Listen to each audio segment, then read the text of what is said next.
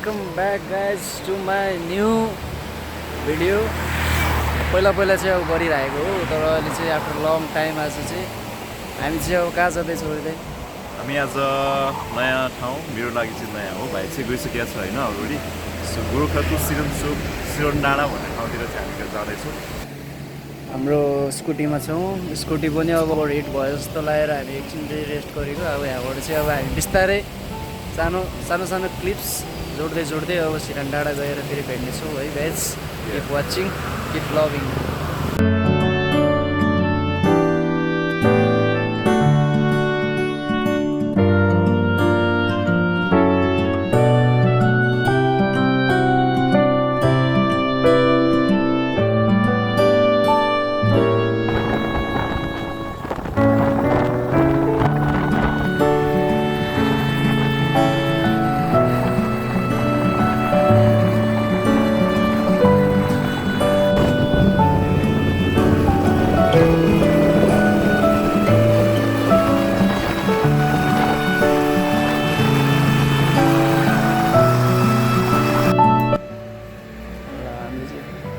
केटाहरूले यहाँनिर अब एकछिनको सानो मिटअप पछि अब हामी जाँदैछौँ फेरि सिरान डाँडा।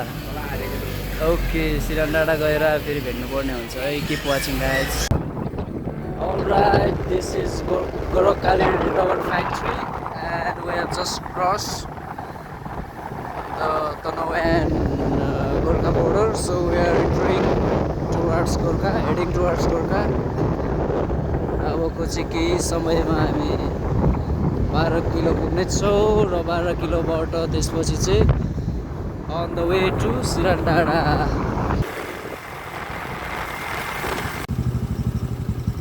अलराइट, अब चाहिँ हामी रबर फ्याक्ट्रीबाट चाहिँ अलमोस्ट 10 मिनट्सको राइड जस्तो अगाडि आइसकेको छौँ हामी। अब चाहिँ आफ्नै पेस अफ स्पिडमा, घाम पनि अब बिस्तारै ढल्दैछ, सास हुने जस्तो तर्करमा छ। बट डोन्ट वरी, आज चाहिँ हाम्रो बसाइ भनेको सिरान डाँडाको कुनै होटेल अथवा होमस्टेमा हुनेवाला छ। कृपया तपाईँहरू चाहिँ यसरी तीव्र गतिमा नहिँड्नु होला, तीव्र गति ज्यानको क्षति। Right now we are here. हामी चाहिँ अहिले सिरोन चोकदेखि यता माथि सिरोन डाँडातिर आइसकेका छौँ। बाटो एकदम राम्रो छ। अबको हाम्रो डेस्टिनेसन चाहिँ लगभग एकदमै क्लोजतिर आइपुगेको छ। धेरै रमाइलो भइरहेको छ। एन्ड या आज चाहिँ हामी सिरान डाँडा एक्सप्लोर गर्नेवाला छ। And let's watch our video together guys.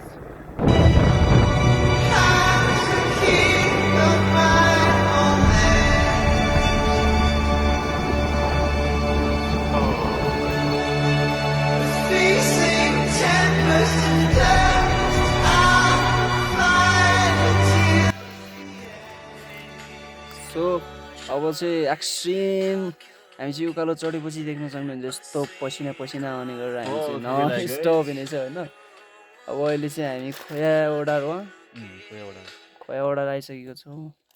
अब ओडारमा एकछिन 45 मिनट्स मोर हिँड्नु पऱ्यो। अब त्यसपछि चाहिँ बल्ल अब हामी नागे पोखरी पुग्छौँ। अब अहिले चाहिँ हामी अब एकछिन खाजा खाने, हाम्रो ब्रेक छ सानो, वाइ ब्रेक। त्यसपछि फेरि हाम्रो भेट हुने नै छ। Keep watching guys.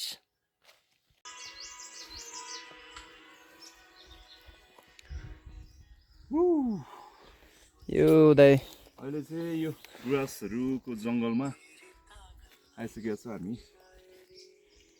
एक्सट्रिम भिड, एक्सट्रिम उकालो रहेछ। एक्सट्रिमको साथमा हामी आइरहेको छु। थकाइ चाहिँ लगाइरहेको छ। अब चाहिँ करिब हामी पुग्न लागिसकेका छौँ नागे पोखरीमा। अब धेरै भयो, 20 मिनट्स जति हामीले हाइक गर्नुपर्छ होला। And then we will reach to Nage Pokhari होइन। बाई द वे, अहिले चाहिँ अब डाँडाको लगभग अन्तिम हामी चाहिँ अन्तिम चढान हामी चढ्दैछौँ होइन। खुट्टा चाहिँ अब पुरा गेट लक्ड आफैमा लक भइसक्यो तर पनि यहाँको यो नजाराहरूले चाहिँ हामीलाई चाहिँ छुट्टै एक्स्ट्रा इनर्जी चाहिँ प्रोभाइड गरिरहेको छ क्या आज चाहिँ ल this is damn man damn cool अति ठुलो एउटा चाहिँ गुराँसको एउटा पुरै गुराँसै गुराँस भरिको यो जङ्गल चाहिँ देख्न सक्नुहुन्छ यहाँ बाटोमा तर अहिले चाहिँ अब गुराँस फुल्ने टाइम त होइन तर गुराँस फुल्ने टाइममा चाहिँ उहाँ चाहिँ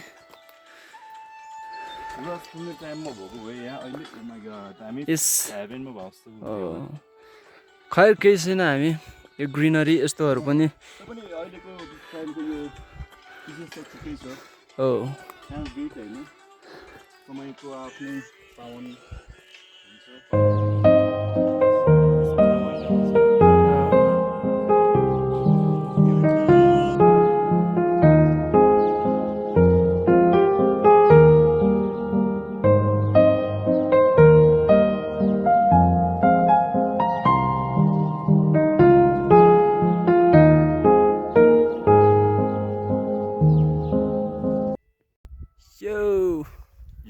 अहिले चाहिँ हामी यो यस्तो दामी एउटा काँडा घारीमा आइसकेको छ काँडा चाहिँ यस्तो अनौठो टाइपको छ क्या यसको बुच्को पुरा एकदम राम्रो देखिरहेको छ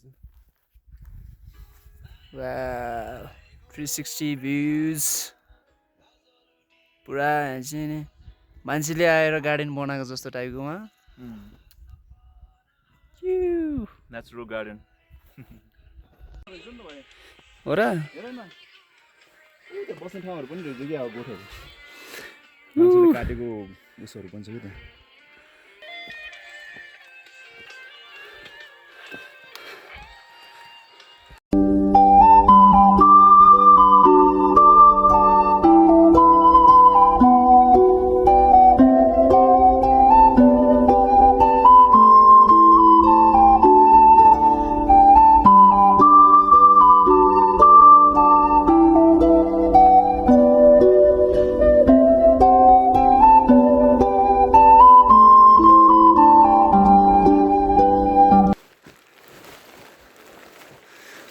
Wow. Welcome to Nage Pokhori, 36 kilometer. So we are at Nage Pokhori, Oh.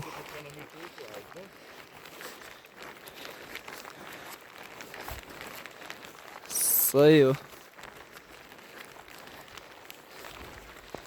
And finally this is Nage Pokhori guys.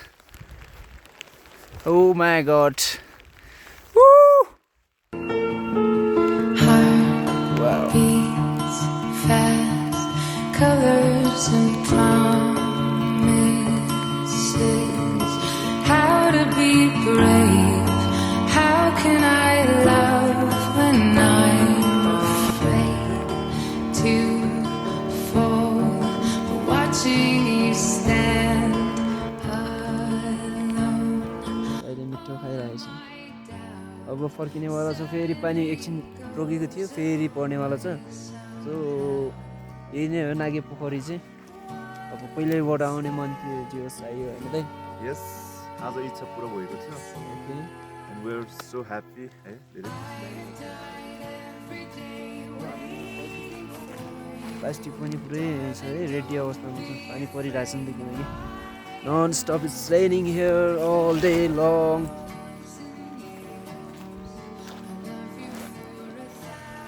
Okay guys so thanks for watching अहिलेको यो हाम्रो सिरान डाँडा टु नागे पोखरीको ब्लग्स म यहीँ इन्ड गर्न चाहन्छु कस्तो लाग्यो कृपया कमेन्ट गर्नु होला साथै लाइक र सब्सक्राइब पनि गर्नु होला Okay, one more time, thank you everyone. So this is the view of Nage Pokhori. See you very soon.